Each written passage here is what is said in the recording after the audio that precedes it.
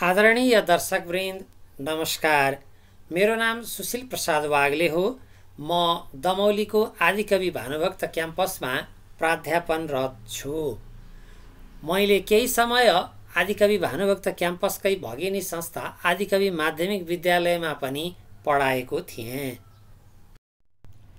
प्रस्तुत पाठमा हामी 2081 सालमा फेरिएको कक्षा 9 को अर्थशास्त्र विषयको एकाइ 1 को पाठ 3 मा रहेको वस्तु तथा सेवा गुड्स एन्ड सर्भिसेज शीर्षक पाठमा प्रस्तुत गर्नुपर्ने क्रियाकलाप, सम्पूर्ण प्रश्नको उत्तर अनि परियोजना कार्यको नमुना समेत यहाँ प्रस्तुत गर्दैछौँ। प्रस्तुत छ कक्षा 9 अर्थशास्त्र एकाइ 1 पाठ 3 वस्तु तथा सेवा गुड्स एन्ड सर्भिसेज सम्पूर्ण प्रश्नोत्तरको समाधान, क्रियाकलाप र परियोजना समेत। क्रियाकलाप 1। तपाईको साथमा भएका वस्तुहरू जस्तै कापी, कलम, पुस्तक, झोला, खाजाको बट्टा, कपडा आदि वस्तु तथा सेवाको कुन प्रकार अन्तर्गत पर्दछन् टिपोट गर्नुहोस्। कापी र कलम पूरक वस्तु, किनकि एउटा वस्तुको आवश्यकता पूरा गर्न अर्को वस्तु चाहिन्छ। पुस्तक र झोला यी दुई पनि पूरक वस्तु हुन्। खाजाको बट्टा र कपडा यिनीहरू अत्यावश्यक वस्तु हुन्, किनकि यी जीवन धान्नका लागि नभई नहुने वस्तु हुन्। क्रियाकलाप 2। तपाईको परिवारका सदस्यहरूले 1 महिनाको अवधिमा प्रयोग गरेका वस्तु तथा सेवाहरूको सूची तयार गरी शिक्षकलाई देखाउनुहोस्।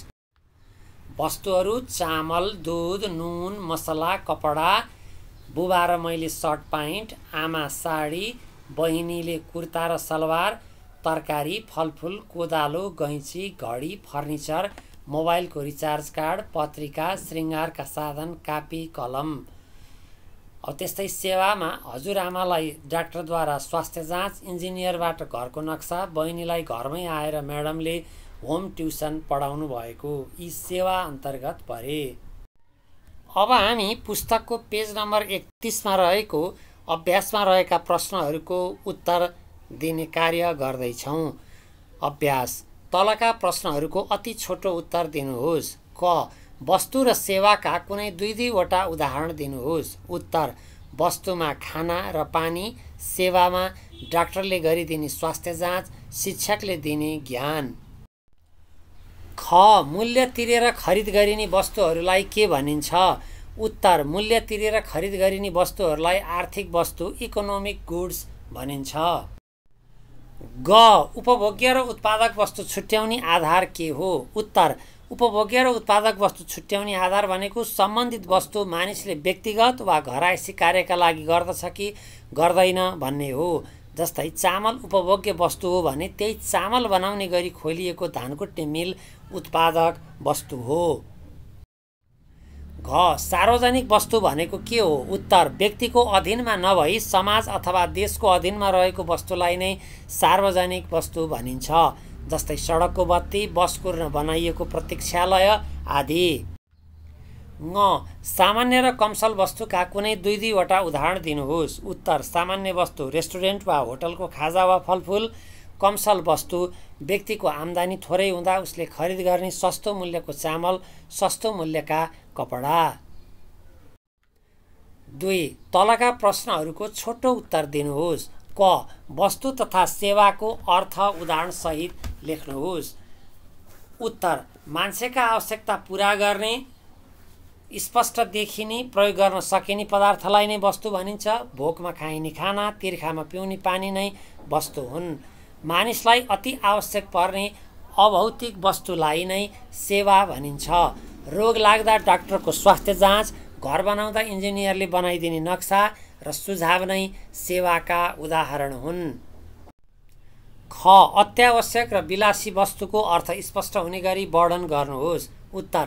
मान्छेले बाँच्नका लागि दैनिक रूपमा खानै पर्ने भोजन, लगाउनु पर्ने कपडा, रोग लाग्दा किन्नुपर्ने औषधि आदि अत्यावश्यक वस्तु हुन् भने सोख र रहर पूरा गर्न अनि समाजमा धनी देखिन खरिद गरिने महँगा गहना, कार, घडी आदि विलासी वस्तु हुन्।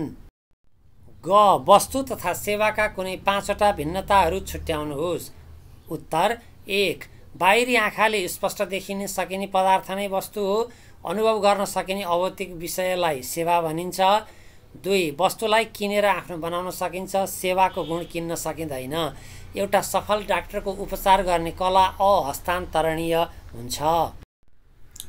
3 वस्तुको उत्पादन एक समयमा, बिक्रीयोग्य अवस्था अर्को समयमा र यसको ग्राहकले गर्ने उपयोग अर्को समयमा हुन्छ। जस्तै धान असारमा रोपिन्छ, मङ्सिरमा काटिन्छ, दाइँ हालिन्छ अनि केही समयपछि कुटिन्छ र ग्राहकहरूको भान्सामा त्यही धान चामल बनेर भातको रूपमा परिणत हुन्छ। सेवाको उत्पादन र उपभोग भने एकसाथ हुन्छ। डाक्टरले यस्तो औषधि खानु भनेर लेखिदिएको कागज अनुसार नै तुरुन्तै बिरामीले औषधि किन्दछ। 4 वस्तु किनेर पछिका लागि साँचेर राख्न सकिन्छ, जस्तो चामल किनेर भण्डारमा राखे जस्तो। सेवा भनी पहिले किनेर पछिका लागि भनेर साँच्न सकिन्न। जस्तै क्लिनिकमा डाक्टरसँगको परामर्शको समय आज किनेर आजैका लागि उपयोग हुन्छ। 5 वस्तुको रूप रङ आकार प्राय एउटै हुन्छ, जस्तो नारायणगढको र हेटौँडाको मनसुली चामल उस्तै हुन्छ, मुस्ताङ र मनाङको स्याउ पनि प्राय उस्तै देखिन्छ।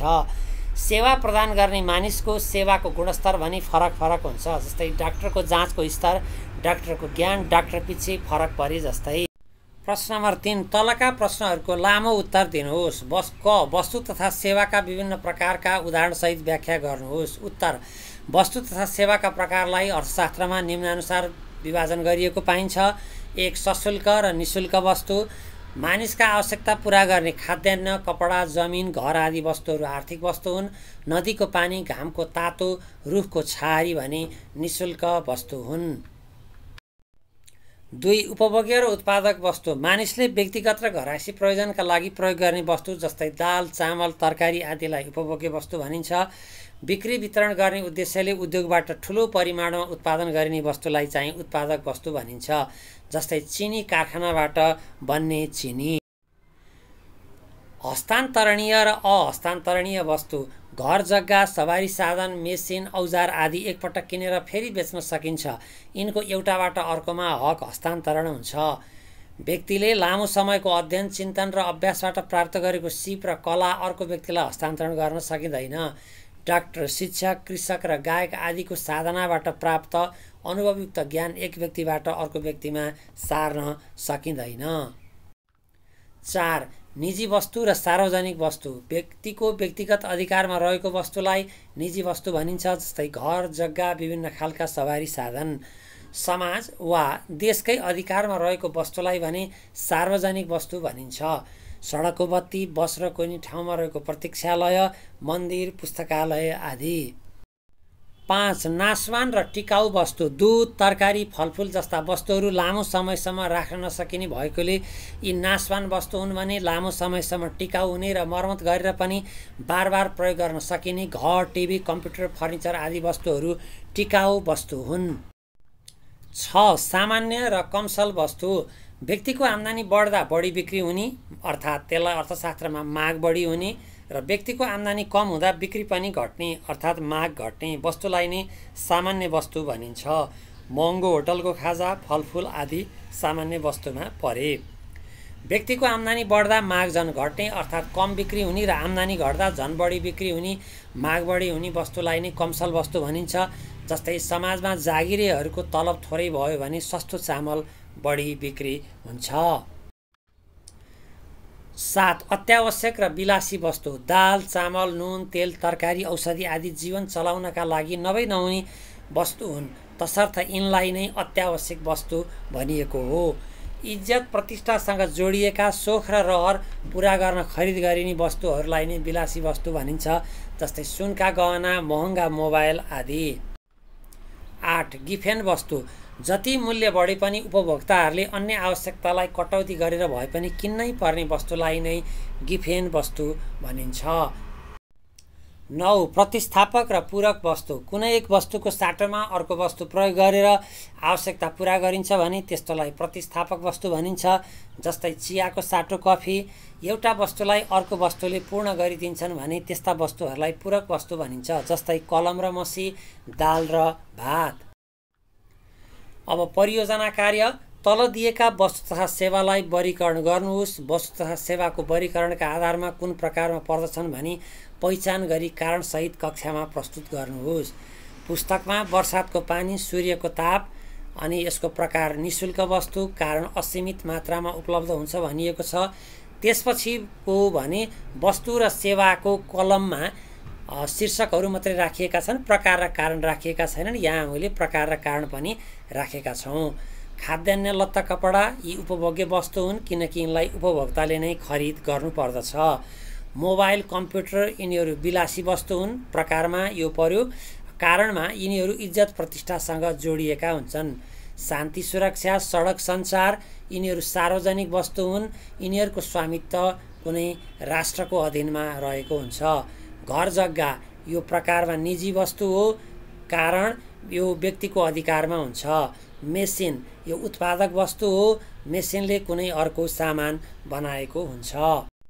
सुन, चाँदी, गरगहना यिनीहरू विलासी वस्तु, इज्जत प्रतिष्ठासँग जोडिएकोले। चामल, नुन, तेल यिनीहरू अत्यावश्यक वस्तु, जीवन धान्नका लागि अति आवश्यक भएकोले। सुन्तला, स्याउ, केरा, सागसब्जी यिनीहरू सामान्य वस्तु किनकि उपभोक्ताको आम्दानी बढ्दा यिनीहरूको पनि माग बढ्ने गर्दछ। शिक्षा, स्वास्थ्य यिनीहरू अहस्तान्तरणीय वस्तु किनकि व्यक्तिको शिक्षा र स्वास्थ्यको हैसियत हस्तान्तरण हुँदैन। फुटपाथको खाजा, रेस्टुरेन्टको खाजा यिनीहरू सामान्य वस्तु किनकि आम्दानी वृद्धि हुँदा यिनीहरू सोखले खाइने गर्दछन्। आदरणीय दर्शकवृन्द, तपाईहरूलाई आजको प्रस्तुति कस्तो लाग्यो? कृपया कमेन्ट र सुझाव प्रस्तुत गरिदिनु होला। कार्यक्रम हेरिदिनु भएकोमा यहाँहरूलाई हार्दिक धन्यवाद। कृपया यो च्यानललाई सब्स्क्राइब अनि सामग्रीमा लाइक र कमेन्ट गर्न नभुल्नुहोला।